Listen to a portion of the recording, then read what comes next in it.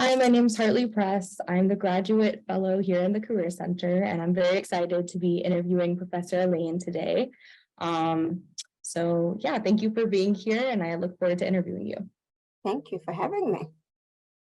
So could you please tell us a little bit about your professional background and how you identify? So I identify as a Black woman. I'm originally from London, England. Yeah, so I identify. Great. And what does Black History Month mean to you? So it means pride, right? It means there's so many accomplishments that people of color have made that go unnoticed and unknown. And so I think it's the time. I mean, I'm sad that it's only 1 month because our contributions are so vast that they're with us year in and year out. But thankful at least that we have a month, right?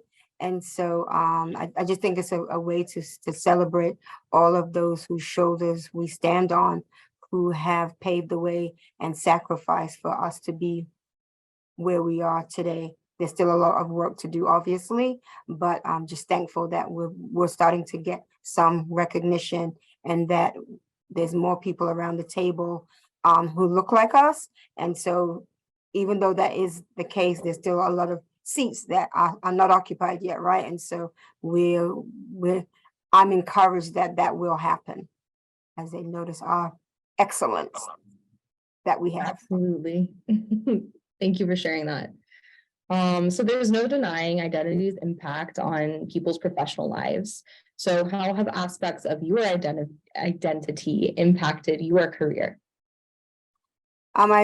I believe in opening doors for others, and the doors have been open for me. I remember when I was at Northeastern, there was a lady called June Chase, who was a woman of color, who took a liking to me and helped me navigate that process. And she was a great mentor. So I strongly believe in mentorship and mentoring. And it's important to have those along your journey. So I've had, several people who have felt the need to mentor me, right? And have been there to support me no matter where you go in your journey. You should never feel that you've arrived and you do not need help and cannot grow. We should always be in a posture of learning and, being excited about and being curious about the next, right? And so that's how I live my life. Always, curious and inquisitive about, what's going on and, being current about the news. And I encourage my students to do the same. Yeah, definitely. That makes complete sense. So you teach a course called Social Change, and a component of this course is examining the role of business, nonprofits, and the public sector in addressing social problems. So what advice do you have for students who want to make an impact on social issues within the United States? So I tell my students in that class, if I've done my job correctly at the end of the semester, that they will be more empathetic, that they will see the world and the social problems and the social ills that affect this world much differently, that they'll be more insightful, that they'll be more passionate and compassionate. And, so for example, when you see a homeless person, understanding that that person just doesn't want to be homeless, that there's a story behind those eyes, right?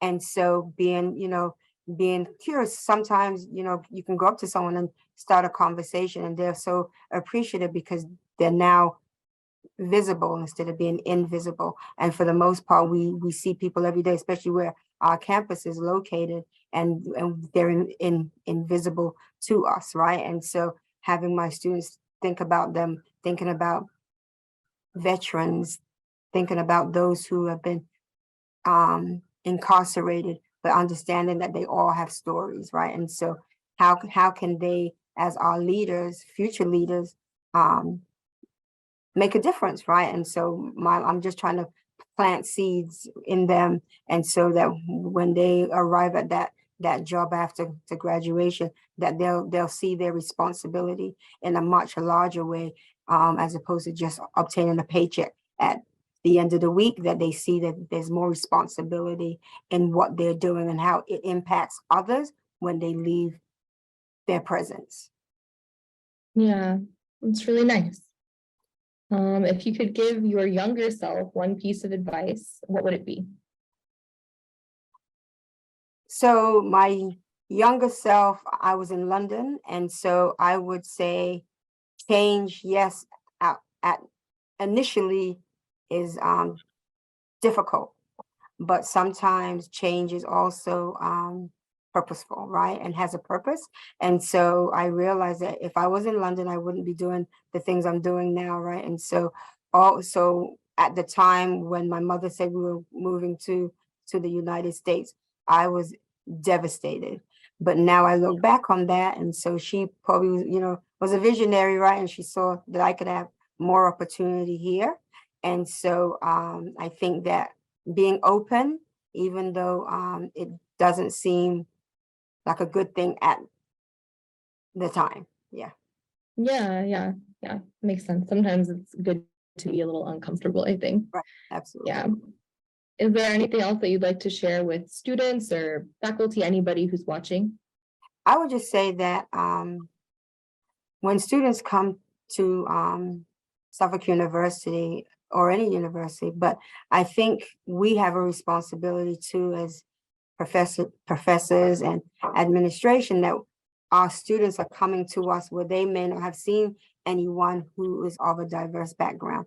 And it's such a beautiful and rich experience that they get to sit next to someone who doesn't look like them, doesn't have the same experience as they do. And how do we embrace that as those who they as their professors, right? And so providing a space so that they can hear their differences and understand that, yes, even though I'm privileged, and so we have these rich conversations in my class.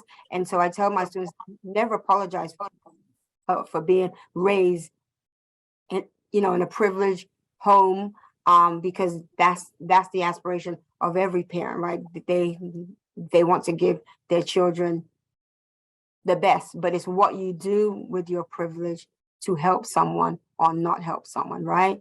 And so I saw a quote by Michelle Obama yesterday, and it says, if you do not use your voice at the table, get up and give someone else the seat.